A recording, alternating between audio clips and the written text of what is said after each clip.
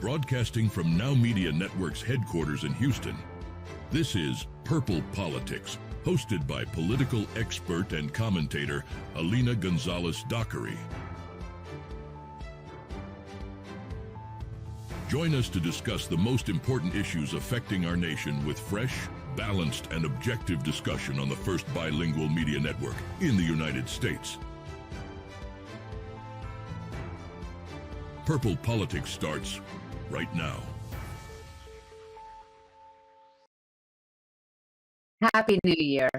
First, I want to wish all of you the happiest New Year, and especially in looking at what is occurring in our country as we're awaiting the inauguration of Donald Trump. We're seeing the horrific scenes from California due to the fires, and remembering a past president upon his passing. It is a time, this is usually the time that people make resolutions. Well, I want to wish you all a very abundant, prosperous, and joyful new year, and with my intention of bringing fun and positivity when able to political commentary. And though maybe not such a fun topic, we as a nation are remembering former President James Carter. Jimmy Carter is a symbol of a gentler politics, which may have been his undoing as an administration. However, it was the legacy that he created post-presidency that deserves to be memorialized. Jimmy Carter's state funeral in Washington, D.C. brought together past presidents, world leaders, and Americans from all walks of life to honor his legacy. This ceremony celebrated Carter's presidency as an era of moral clarity and diplomacy, which at this time, if you look at it, there's a lot of synchronicities or similarities from that time to this, and we'll get into a little bit of that. President Carter was a pacifist. He was somebody who felt that the morality was his guiding light, though it is a contrast sharply with the political divisiveness of today. Attendees noted his focus on human rights and environmental conservation, which set him apart as a global leader. Carter's passing also reignited debates over his presidency, which was marked by significant achievements, such as the Camp David Accords, which was the peace treaty among Egypt, which recognized Israel as a nation during Prime Minister Golda Meir's reign, and also at a time where Israel was at war with the surrounding Muslim countries or Middle Eastern countries surrounding it, which here we are, fast forward to 2024, 2025, and we're seeing very much the same type of scenario. But also the challenges like the Iran hostage crisis, the extreme inflation, mortgage rates at 17%, people struggling to make ends meet, an oil crisis and gas prices going through the roof. It also led to what began the Reagan era. It opened the door for Reagan to come in to sweep the political landscape, and also his hard-nosed attack against communism and then the USSR, which very much today can be, you can see a mirroring where back in President Carter's time, we were seen as a weakened nation. We were coming off of scandal of the Vietnam War. We were just dealing with the Nixon impeachments, where Gerald Ford is who he defeated when he won his one term. But the one thing that was most remarkable for me in viewing his funeral was not Biden's eulogy or the fact that former President Ford's son eulogized President Carter, which also harkens back to a day where politics was left in Congress or at the White House and people were friends and they still believed in America.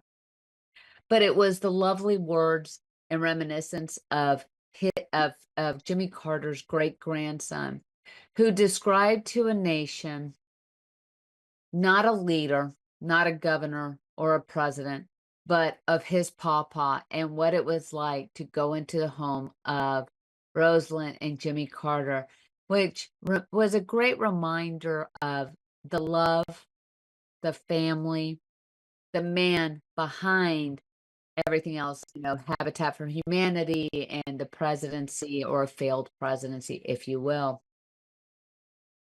And it really was Carter's post-presidency, which was a model of humanitarian service. Jimmy Carter's decades-long post-presidency redefined what it meant to serve after leaving the White House in what is, in effect, the truth of his legacy. Through the Carter Center, he championed causes like eradicating guinea worm disease, promoting global health, and monitoring elections worldwide. His work earned him a Nobel Peace Prize in 2002 and elevated his stature as a humanitarian. Carter Center's focus on undeserved populations exemplified his lifelong mission to serve humanity. While critics often pointed to his perceived weaknesses during his presidency, his post-presidential work cemented his reputation as one of America's most selfless public servants. The Democratic Party has celebrated Carter as a symbol of integrity and morality. His emphasis on environmental conservation and renewable energy, while ahead of its time, resonates strongly today amidst the climate crisis. However, Democrats also acknowledge his struggles with inflation and foreign policy challenges during his presidency, which was his ultimate undoing when he ran for re-election. Despite the mixed reviews of his time in office, Carter is often seen as a model of public service. Democratic leaders have used his legacy to remind voters of the importance of integrity in governance, though it is a little comical and ironic considering the integrity which has been shown by the Democratic Party, and especially in this past administration through lawfare and other means, and continuing to do so, rather than laying low and being a lame duck, has not been as such. From Carter's journey from a peanut farmer in Plains, Georgia, to where, as his great-grandson said, spent 92 years, to the presidency, is an enduring American success story.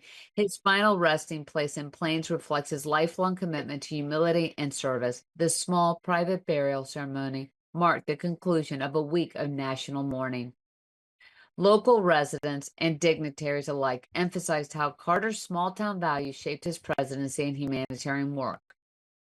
His story remains an inspiration for future generations of Americans aspiring to lead with compassion and determination, to give hope and give rise to philanthropic work. But one of the things that also is remarkable is the uncanny irony of what plagued the Carter administration, which he was seen as one of the worst, if not the worst, president until now. You see Joe Biden. You had Israel at war, defending itself from attacks from neighboring countries. Here we are, 50 years later, and Israel again defending herself, the right to existence from warring neighbors. But this time it's not the actual nations that are attacking them, it's the terrorist organizations that are funded by Iran. We have the debacle of hostages, the Iran hostages, which at least at that time, they were not killing and beheading the hostages, unlike now, what we have experienced through the Gulf Wars and such. But we now have Americans still being held as hostages and perhaps even dead at the hands of Hamas in Gaza, which is still a stain on the Biden administration. We also see that there is a weakened or a lessened positive view of strength of the Americas, which in fact, the United States of America is seen as weak. We had the debacle of the Afghanistan exit, which now Afghanistan has completely obliterated any rights of the women. And here as a nation, we have women claiming that they don't have rights, but yet we are free. We are free to vote. We are free to have a career. We are free to do what we would like. And though they say they put the chains around us of, oh, you can't have an abortion at will at any time in certain states, there's still options. So it is remarkable to see the ironies or the similarities of the Biden administration, which now is being deemed as probably one of the worst administrations we have sought, that resulted in a sweeping Trump re-election against Kamala Harris. But I would say it's one of the things that I find personally that is gratifying in being able to reflect on a past president, especially when you see these big state funerals and such, is when you see the past presidents like President Obama and President Trump sitting together, talking, laughing, sharing this, or when you see the son of the previous president who Carter defeated eulogize him and say that he was a friend, because that is what we are missing in our current political era. Our politicians have forgotten that it is not them against us or we against them. It is we the nation, we the people.